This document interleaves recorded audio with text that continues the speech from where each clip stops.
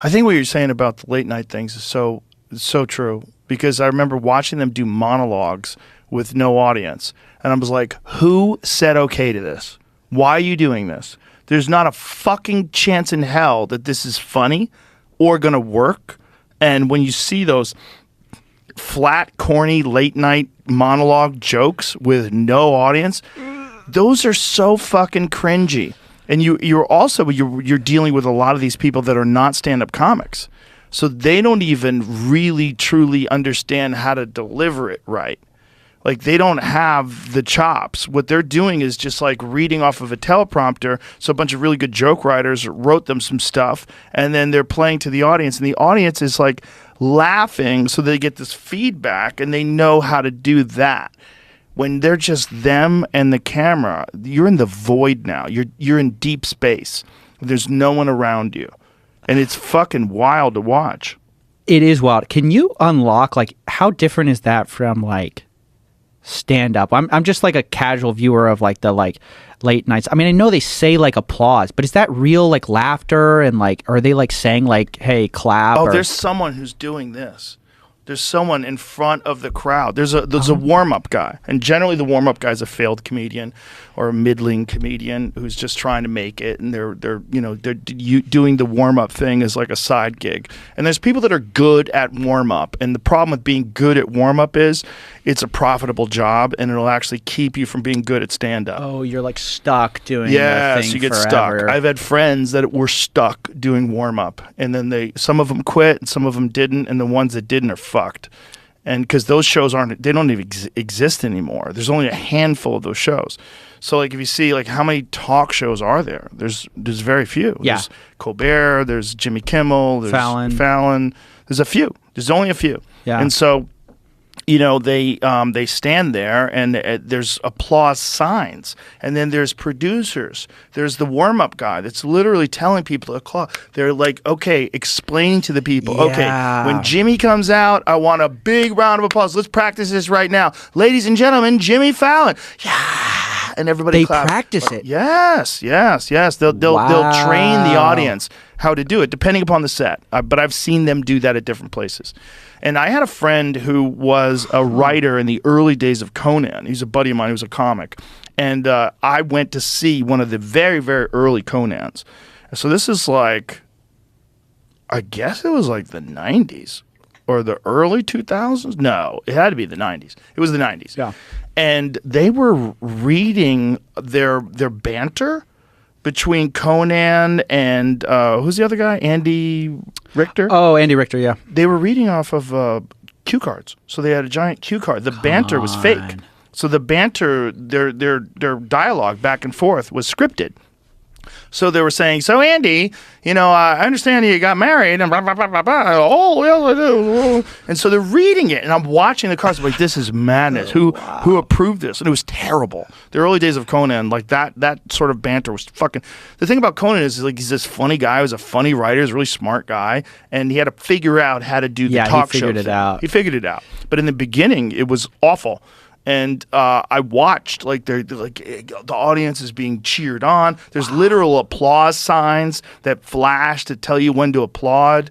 And like, we'll be right back. Yay! And everybody claps. Is everybody really clapping that you're going to be right back? Nobody gives a fuck if you're going to be right back. I feel like they didn't know that, though. Like, I feel like media literacy has kind of gone through the roof. Like, many people...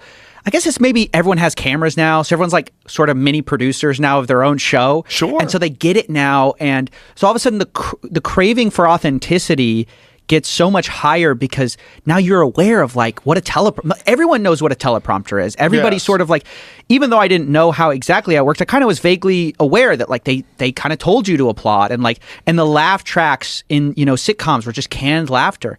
So I feel like as people realize the fakery, there's a craving for like, hey, can you do this for real? Like, can you not, I remember when I found out like none of the conversations were real. Like I was like, what? Right. What do you mean it's not real? Like because it's all a pretend. Like they're all pretending that you really knew about my funny boat story. And like I had this quippy, and I thought, wow, they're so charismatic. And you come to find out they've been rehearsing the story. Yes, they go over with a producer on the phone. And it's completely insane when you realize that. You go like, oh, it's all fake, and the illusion is sort of gone. And so now, I think one of the surprising things, but also maybe obvious in hindsight things, was why shows with no laugh track, less production, are more engaging. Yes. Is because there's more of a realization of, there isn't like games here.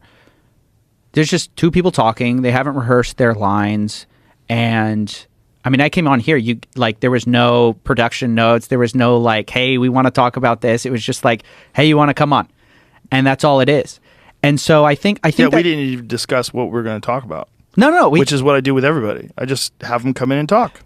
Yeah, it's fascinating, and I think that's partly to do with like why people enjoy the show is that they know it's not like tricks and gimmicks. I wonder, there's like, it's funny to me as I'm thinking about it, I'm like, there's sort of like this, like the world is accelerating in two directions towards like authenticity, and then like with all the beauty filters and like the fake AI voices, it's like you can fake reality, but we also crave reality at the same time. Yeah, for sure. Yeah, people are craving real human experiences. And if you watch those late night shows, you never feel like you know that person. You never feel like you're there. But if you're just talking, and you and I are just talking, someone is like on their iPhone or whatever they're doing, they're a fly on the wall. Yeah. I mean, they're here in a weird way. I always thought that it like live streaming your whole life would become big. Well, that was the Truman Show, right?